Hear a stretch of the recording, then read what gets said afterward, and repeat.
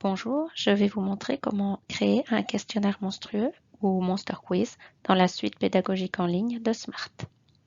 Alors, je vais commencer par vous montrer ce que ça donne sur le tableau de l'enseignant. Donc, on commence le jeu avec toutes nos étiquettes avec le nom de nos élèves et on va diviser en équipes. Donc, j'ai 12 élèves, j'ai choisi de faire 3 équipes. Donc, le jeu va générer les équipes automatiquement, mais on peut aussi changer les équipes. Soit on les conserve comme elles sont au hasard, soit on peut les modifier. Moi, par exemple, ici, j'avais choisi de remodifier les équipes en fonction des groupes que j'ai dans la classe. Donc, je rechange, je remets. Donc, je déplace les élèves au fur et à mesure. Une fois que toutes mes équipes sont prêtes, je peux donc commencer le questionnaire. Donc, on a le top départ. Et ensuite, les élèves donc, ont les questions et ils vont pouvoir y répondre. Au fur et à mesure des bonnes réponses, on va avoir des petits tics verts comme ça qui sortent. Si les boîtes et les œufs bougent sans ce prénom vert, c'est que les élèves font des erreurs. Mais la question est reposée aux élèves jusqu'à ce qu'ils aient les bonnes réponses. Alors maintenant le jeu se termine. On voit que les œufs sont éclos, que les monstres sont sortis de leurs œufs ou de leur boîte. On voit la dernière équipe là qui est en train de terminer. On a déjà 2 équipes qui ont terminé. Donc la dernière équipe prend le temps de terminer tranquillement. Voilà. Et une fois qu'on a toutes les équipes qui ont terminé, on va pouvoir regarder les réponses. Smart donc établit le classement en fonction du temps mis pour arriver à la fin du questionnaire.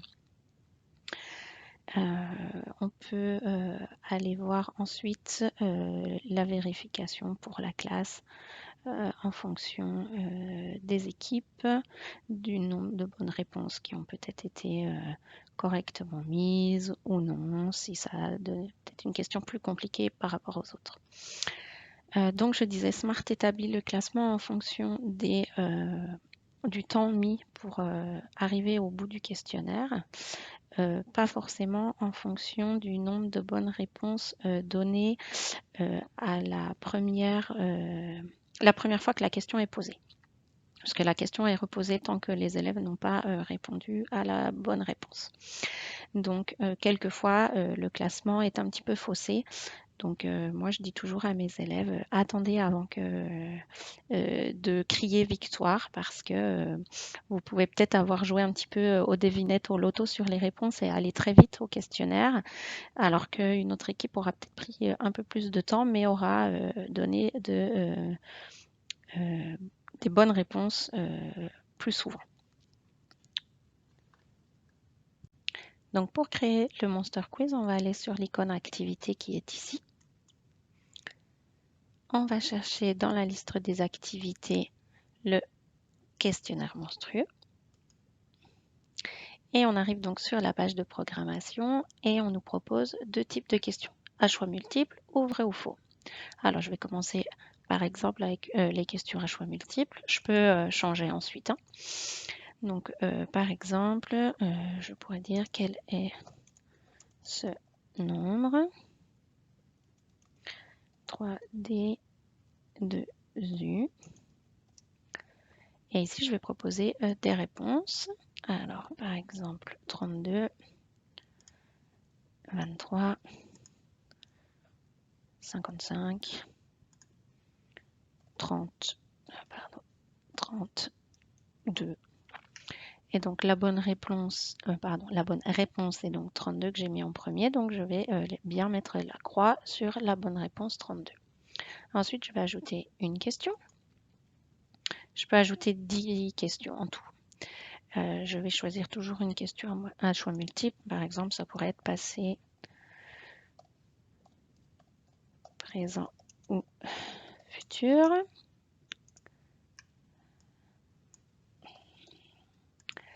Et je vais par exemple mettre la phrase « J'apprends à questionnaire monstrueux.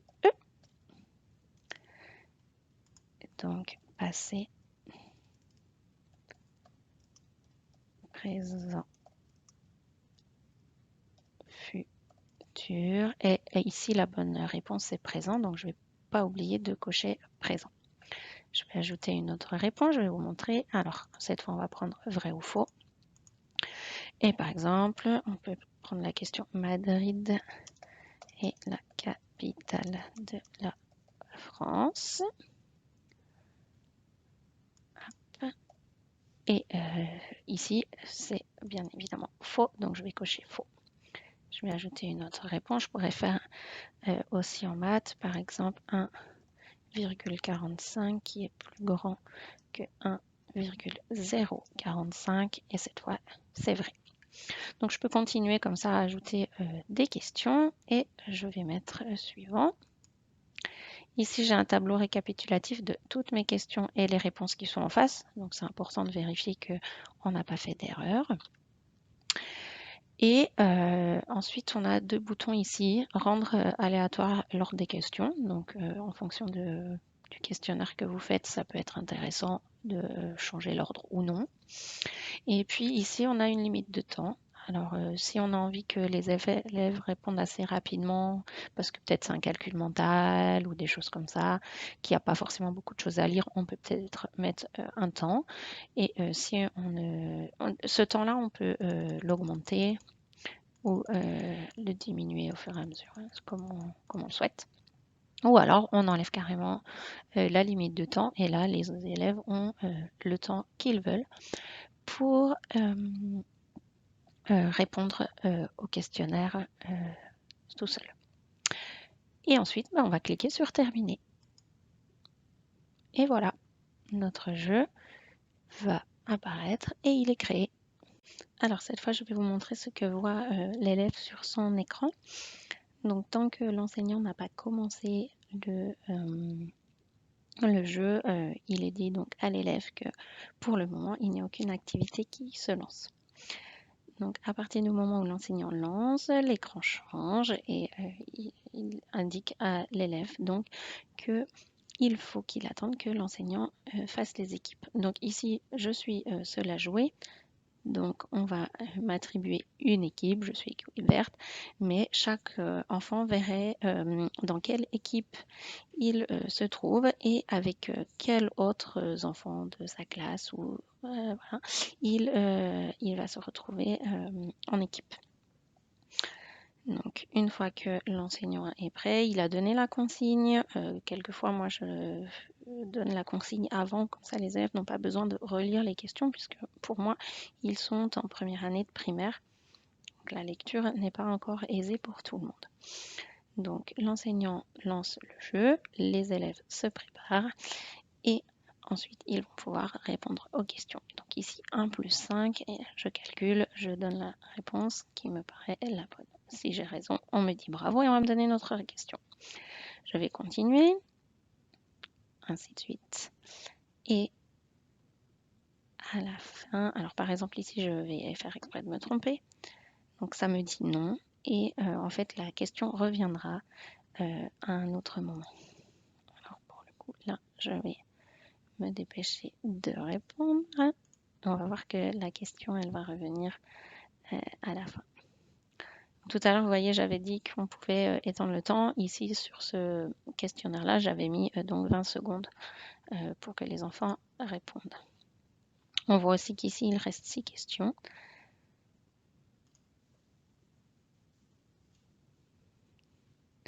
On voit que le monstre, au fur et à mesure, sort de son œuf, il commence à grandir. Oh, ça y est, on voit un morceau du monstre.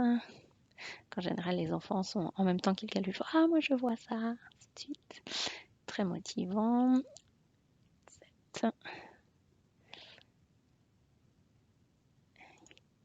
Et donc là, je retrouve la question à laquelle je m'étais trompée tout à l'heure. Et on voit qu'ici, la réponse que j'ai donnée, et qui était fausse, est donc maintenant grisée. Donc On pourrait toujours recliquer dessus, mais en tout cas, on a enlevé déjà la mauvaise réponse, ce qui donne déjà plus que 2 réponses à l'élève. Et voilà. Et là, mon monstre est enfin grandi et on me dit que donc mon équipe a gagné. Forcément, j'étais toute seule. Mais sinon, ça mettrait le badge numéro 2, numéro 3, mais on pourrait encore vérifier et redonner le classement qui correspond aux bonnes réponses. Et voilà, à vous de créer maintenant de super questionnaires monstrueux pour vos élèves. À bientôt!